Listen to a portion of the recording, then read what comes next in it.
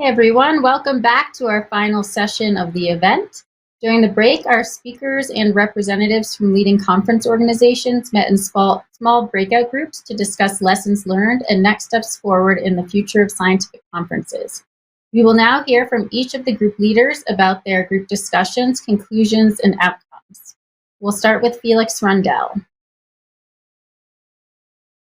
Thanks, Shannon. And first of all, thanks to my wonderful breakout group with 14 experts from many different institutions. There are definitely a lot of learnings to be shared after these 2 days, starting with the main fact, and Kate Whitfield's keynote yesterday certainly set the tone in that climate change is happening. It's affecting how we do business, how we run as a society, and it most certainly affects already now how we have to run our events.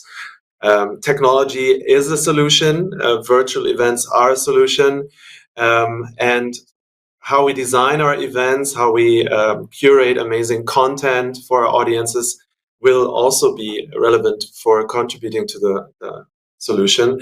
But we also discussed that the future technologies that are going to save us, they are going to provide smooth new online event experiences. Some of these are still a bit further away when we think about VR, AR. And the question is really, what can we change today? And how can we change what we do today when some of the future technologies still need some development while they're already on the horizon for many of us? So I think there was an agreement that the near future of scientific conferences is decided by the small steps and the decisions we take today. We talked about hybrid meetings as a solution, and many of us find that still very hard to realize, a problematic solution, a costly and solution that's connected to a lot of effort. And what we're going to need and what we will hopefully see in the near future is more creative concepts for more fluid solutions, cheaper solutions also when it comes to technology for hybrid events that do not disadvantage one target group or another. So what we also discussed is that organizers need to be very clear about their objectives now. They need to really decide what their priorities are. Do we want to focus on community building, on the social effects, and do we want to then use physical face-to-face events for that? Maybe do those in a much lower frequency, maybe just every second year, and then instead focus on more affordable but much more frequent online solutions to exchange information, to collaborate in online formats. And then we have to build our meeting strategies accordingly. And that takes us to another important aspect that was discussed in this group, the financial aspects. And that's another tough nut to crack. We learned that there are many different business models that organizations are applying. There's not one silver bullet solution, but the one problem we all still share is the fact that costs for online events can barely be covered by ticket sales or other sources of income. So there needs to be, we need new approaches, we need new strategies, maybe new business models. One insight is definitely that when it comes to sponsors, sponsors want high quality experiences. They want to apply, to slap their brand onto well-rounded, high-quality products, not onto cheap products. And that's one of the main insights, I think, that can be distilled from the conversations we had. It's still always about content. If you provide high-quality content in a high-quality framework and an entertaining structure, that's a great way to attract sponsors and audiences alike. We talked about virtual space a bit more and the metaverse solutions, some of the virtual environments that we heard about today and yesterday. And there's, of course, the development that new generations, Gen Z and even younger generations, are far ahead in using these technologies and virtual environments. They're also very well suited for disabled audiences and communities. So we need to get going with these possibilities with these platforms as soon as possible. One beautiful aspect is, of course, that now we see young generations also gaming with their grandparents. That was one insight shared. So intergenerational learning in virtual worlds is possible. And how can we maybe learn from that and be inspired for our virtual events and offer amazing experiences, learning opportunities, collaboration opportunities for intergenerational audiences, for disabled audiences and disadvantaged audiences. Finally, we asked in a very quick fire round what we will do next. What are the tangible solutions and steps we want to apply starting from here? And one item that was shared was we want to measure more the impact that we have in general, but specifically our carbon emissions, so that we can give overviews like the one Kate showed yesterday. This is your event in the physical world with this amount of emissions, and here's in comparison a virtual event, and you can easily create compelling argumentations around it for your audiences, for your sponsors, to take the climate-friendly route and produce virtual events. We also learned that, of course, climate-friendly solutions do not only or don't stop with virtual event technology. There are many things that we can still do in our in-person events to reduce carbon footprints. And I think there are a lot of resources to learn from. And that takes me to the last point, and maybe the most important point, is that we should not stop getting together like we did in the last 2 days. We should not stop the exchange, co-learning, and this co-evolution in our field, trying to help each other take the next steps, benefit from each other, from one another's experiences, collaborate and talk more. So this symposium was very, very well received and appreciated by all. That's one thing we can say for certain.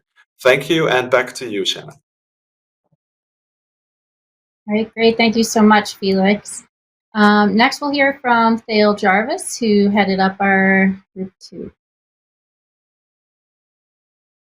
And so I'll be reporting out on our breakout group discussion. One of the themes that we talked about was the idea that the principles of equity, diversity, and inclusion seem to be a shared common value across all of the organizations that we heard from, and something that was really addressed in many ways by the added access that you get from virtual events. And that was something that is a principle that we all want to remind ourselves as we think about where we go forward with scientific conferences.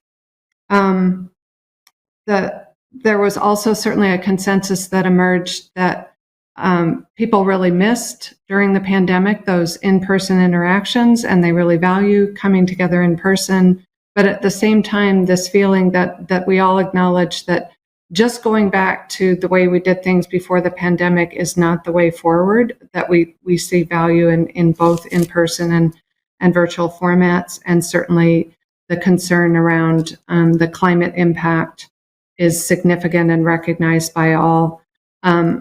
So a consensus that we all recognize the issue of climate change and our practices and how they impact carbon, but it seemed that relatively few institutions have really ways to track or incentivize the carbon footprint of their activities, or even ways to measure the carbon footprint of what they're doing. Echoing what we just heard from Felix, there was a strong consensus that we think the conversation that we've had over the last couple of days has been extremely valuable, and we would like to keep that conversation going, and wondered, if there was interest and appetite to reconvene a similar event, perhaps in a year or maybe a little bit longer, to see where we're at and what new things have we learned, and some of the outcomes that we'll talk about today, and maybe if we have a chance to implement some of those. Another common theme that came out, we felt, was that the idea of, even the word hybrid has different definitions for different people, but the idea that hybrid events really have two separate audiences that have two separate sets of needs, and that in fact we can envision very effective utilization of hybrid events that aren't synchronous. So in fact, having really what amounts to alternating in-person events that are maybe smaller and less frequent, but then alternating with virtual events that are fully virtual and put all of the participants on an equal footing and carrying on and ongoing scientific conversations with mechanisms like that. We like that it came out in a number of conversations that rethinking really how we present our science when we go virtual is very important. The attention span and fatigue that occurs when people are just viewing something virtually needs to be acknowledged, and that presentations that are shorter and trying to find engaging activities that bring the virtual audience in a more active way is certainly very valuable. Scientific posters, that was an area where I think almost universally everybody felt that the poster experience was one of the hardest things to accomplish effectively in a virtual medium. We did hear about various ways. For example, with Keystone Symposia, we presented that our poster sessions could occur interactively, so people could get into a small virtual meeting room with the poster presenter, and the presenter could share their screen and so forth. But that being said, just getting participation is still really hard, and that was certainly something that we saw in our survey outcomes was one of the less satisfying aspects of the meeting. And yet we recognize that those are super important, especially for the more junior participants in conferences. And we talked about ways that we could take interactive posters to a different level in virtual meetings. For example, trying to do a matchup of taking keywords from abstracts, try to do a matchup of the different poster abstracts that are submitted, maybe grouping them in groups of 6 or 7 presenters and putting them into a room together where they all talk about their science as a group, and perhaps even and ideally assigning the invited speakers, the program faculty, to have one or more of them assigned to each of those groups, so that you get this really sort of focused scientific discussion with the trainees and some of the senior faculty. It might be an interesting way to try and address that. And one other thing that we wanted to suggest to the group that we could consider is whether or not we want to follow this event in drafting some sort of position statement on some of the outcomes that we've learned, the importance of carrying on some aspect of virtual meetings, and the value both for democratizing access for the community and reducing carbon footprint. And that could be a draft that would be shared, revised with group participation, and then optionally signed by the organizations that are interested and supportive of the position statement that could come out of this.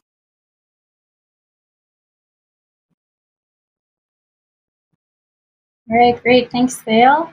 And our final report out is by Dylan Rudiger. Dylan, what did your group discuss? I'll try to focus on ground that doesn't overlap too much with what's already come up, although I will say that we touched on many of the same topics. In particular, climate change was probably a full third of what we talked about. It was a very big looming issue that seems to be both a powerful argument for virtual and also a real challenge to articulate to people that they should prioritize that when they're planning meetings, but also an urgent topic that needed to be faced.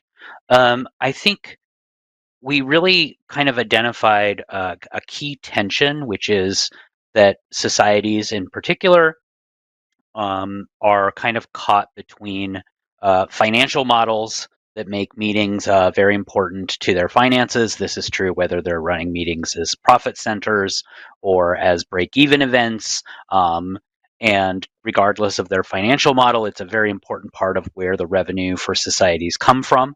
And changes to the meeting have financial implications that are really difficult for societies to navigate.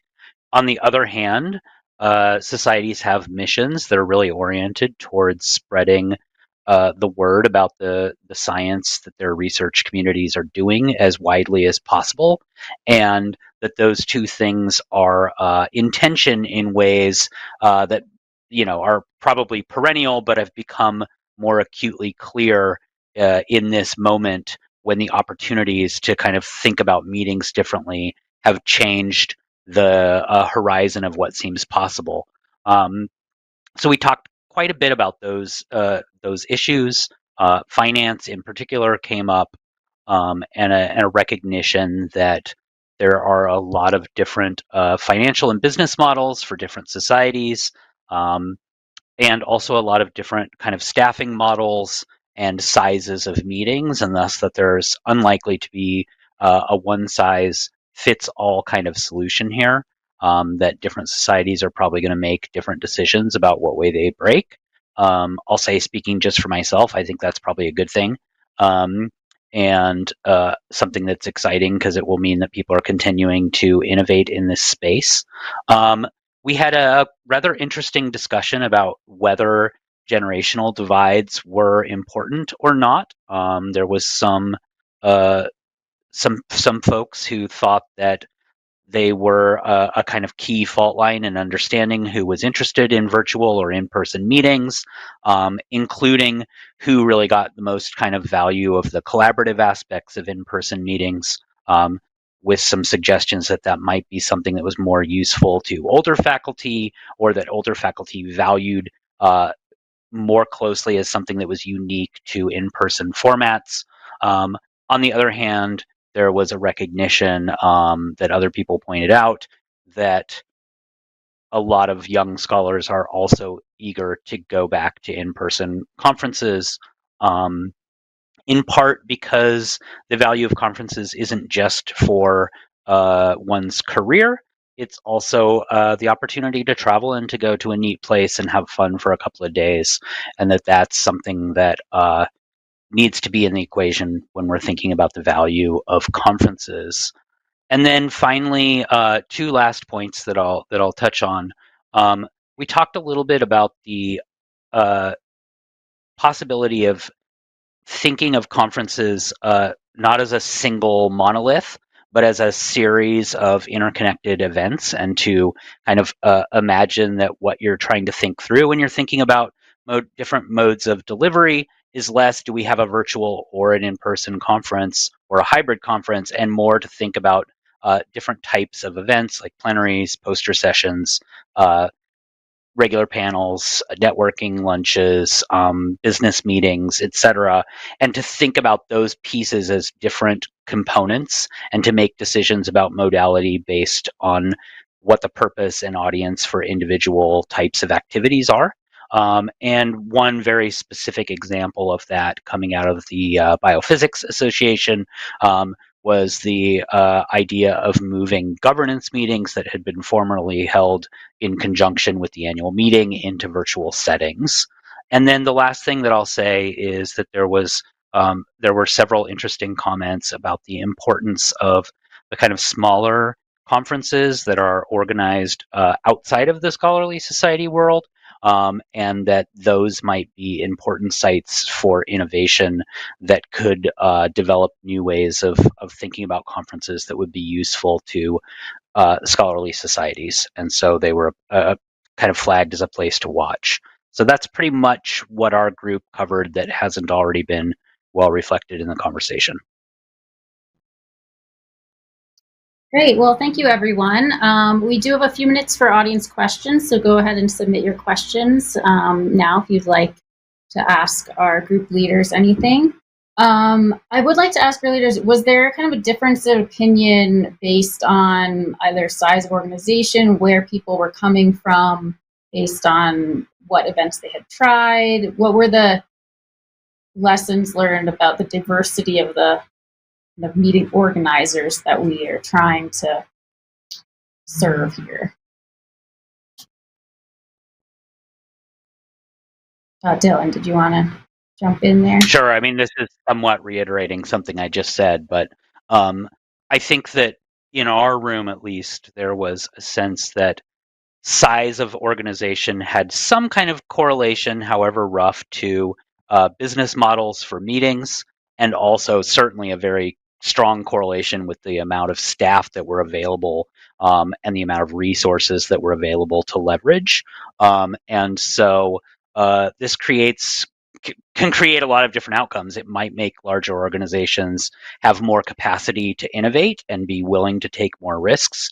But on the other hand, larger societies might be more likely to be treating their conferences as revenue generating, profit centers, and thus be disincentivized to fiddle too much with things that are essential for funding other work the organization does. Mm-hmm. Felix, did you notice anything in your group? Mm-hmm. Oh, sorry. Yeah, group one, we certainly had representatives of organizations of different sizes, different budgets, different business models, but I think the overriding sentiment, or the shared sentiment, was that in the grand scheme of things, we are all in the same phase together when it comes to stepping into the future of scientific conferences. We're in an exploratory phase. I think I mentioned we have more questions than answers. That's what we all have in common. And so I think even though there are differences in sizes and budgets, we need to solve the same questions together. Yeah, and in group three, we didn't really touch on this specific topic exactly, but some of the related themes, I think echoing what Felix just said, I think there was a sense of a lot of commonality of some of the outcomes that we've experienced to date, and the challenges that we foresee, and the directions that we want to move in going forward, and that underlying financial theme, I think, really does affect all of the organizations across the board, because whether you're a for-profit or a nonprofit, and I think the majority of the participants were actually nonprofits in this, but regardless, you can't keep operating at a loss, certainly, no matter what your economic structure and really mission is. And at the end of the day, really the underlying mission of serving the scientific community is a common theme across all of the organizations that we heard from. And it's really just a matter of learning from each other and figuring out both how do we make the content as impactful as possible, and the format with which it's delivered, but also do it in a way that we can keep doing it for the long term. Great. Speaking of kind of learning from each other and everything, did you get a sense from your groups if they found these 2 days useful, and if there would be interest in holding such a event again in the future, kind of maybe, 6 months, a year from now? Felix, go ahead. Yes, this was mentioned very explicitly, and I think I also mentioned this in my quick summary. I think my group regarded this meeting as very successful in several senses. Most of all, that it sets an agenda. It puts the problem center stage. Allows us all to talk about it, about the status quo we are experiencing in our work. And then it channels this amazing crowd intelligence, right? All the different perspectives on the topics, a lot of experience, a lot of expertise and solutions. So I think this, as I said, this was very appreciated. I think a lot of the participants would love to see this repeated, and maybe not even a year down the line, but even more frequently. And I just want to add to this that I think we are at a very important point in time in finding those solutions together. When we think about the role of scientific events in the scholarly communication system, I think it's always underestimated how important of a role these also small events and conferences and informal get-togethers and Zoom calls play in the overall system.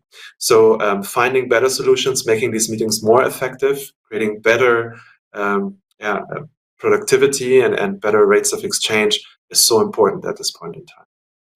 If I can just piggyback off what Felix just said, I think the other thing that's really important for me when I think about keeping these conversations going is that the abrupt transition to virtual happened at a time that was very unusual.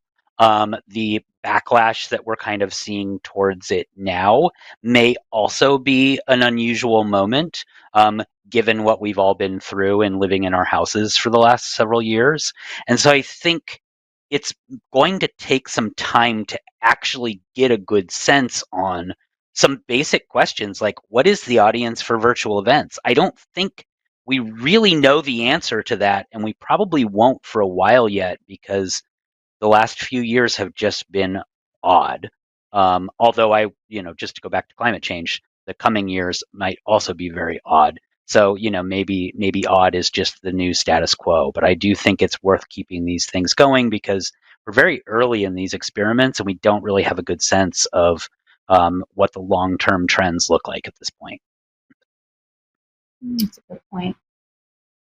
Absolutely. I couldn't agree more. And in terms of a follow-up event that came up specifically in our group discussion as well, when we think about optimal timing for that and maybe even the length of such an event, I think giving it enough time that some of the ideas that have percolated up to the top from this day and a half of really fascinating conversation, giving it enough time that we can each, as an organization, implement and act on some of the ideas and learnings, and then be in a position to be able to report out, I think would be interesting. And I don't know what that looks like. Maybe 6 months isn't quite enough time to get there. But there are so many different ways you can do virtual events, and they don't have to be a whole day and a half. This content will remain available, from what I understand, on demand and open access for anybody that wants to look at it for at least some period of time. Shannon, you might be able to comment on how long. But then, a follow-on event could be even a little bit more shorter and more focused, which is a theme that we heard throughout, as far as, within the organizations that participated in this or other organizations that look at this content and are interested in participating in the future. You could have some sort of essentially abstract submission kind of thing where people can say, I'd love to report out on, we tried this interesting model and we learned some things that I'd like to share with the broader community of conference organizers. Great. And as we near the end of our session, I just want to ask each of you for any concluding thoughts or things you think the audience would find valuable about the discussions or about these 2 days in general.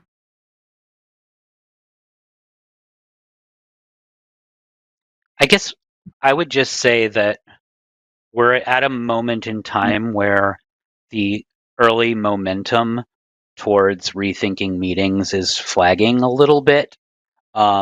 And I really think that that's a mistake, and it's encouraging to see that people who are here at this meeting are recognizing the need to not just reflectively go back to the old ways of doing things. I'll add to that. And if you heard my keynote yesterday, I might sound like a broken record, but try to go off the beaten path. There's not one blueprint for doing academic conferences. There has never been one blueprint. Try to create some experimental spaces in which you can try new things. They can be small to start with, then you can expand on them. It gives you some creative freedom and space. Great idea. Yeah, and I think one of the things that really strikes me is, we had deep conversation and great ideas coming primarily with this group from people whose organizations have been involved in putting on events. So the organizers of the events, there is, bringing the community into the conversation is always important. And we constantly get informal feedback as we interact with the scientists who are the scientific organizers, the speakers, and the attendees at our events. But I think amplifying on what Dylan just said, we really are in a point in time where we shouldn't immediately judge what the long-term outlook is of virtual events, for example, because yes, I mean, so many people communicated to us how wonderful it was to get back in person, how terribly tired they were of interacting only virtually. And of course, we were all so isolated and well beyond a time frame when anybody would welcome that quiet point in their lives, and so it is a unique situation, and I think letting the waters calm a little bit in terms of that kind of community rebound reactiveness about virtual is going to be an important thing to keep in mind. And I think about for Keystone Symposia going forward, because we do multiple events with different conference organizers and really different unique communities that have their own interests and characteristics, we do have an opportunity to work with the folks within our community who do want to be the early adopters and experiment with us. We've already been approached by a group that does something called global immunotalks, where they started doing this recurring, one talk. I can't remember if it was once a week or once a month that they would do a talk that was open to anybody in the world, working on interest in immunology. And they started it during the pandemic, but they'd like to keep that going. And that's different than having a highly curated scientific conference on, one topic where you bring a bunch of people together at one time to talk about a topic more broadly.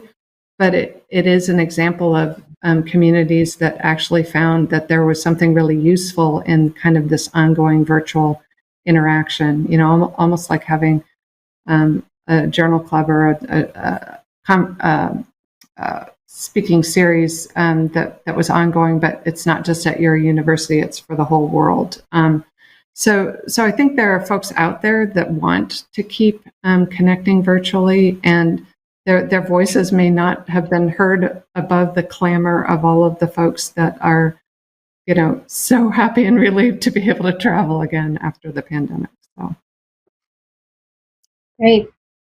Well, thank you all for your concluding thoughts and outcomes. I think it's been a really valuable meeting for everyone involved, and we really appreciate your engagement and the audience engagement. I think it's been a really great demonstration of how interactive and valuable those interactions can be online.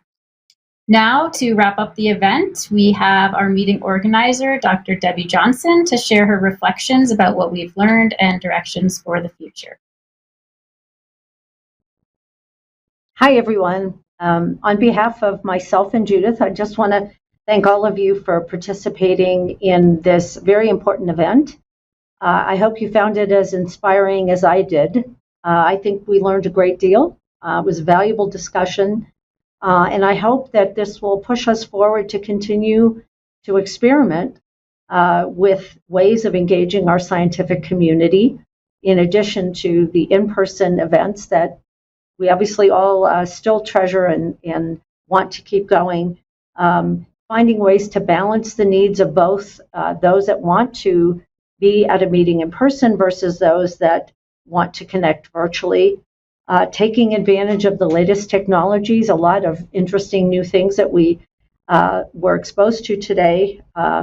And, again, looking at the biggest benefits, I think, that we all see from engaging the community in a virtual way is democratizing science, as well as the issue of climate change that certainly is very much on all of our minds at this point. So again, I just want to thank all of you for this. This is really, really very helpful. We will have the on-demand content available within this next week. And please continue to engage with each other. Happy to have all of you answer each other's questions as we leave the meeting, because it's a continued conversation that I hope we will still engage with each other beyond this meeting.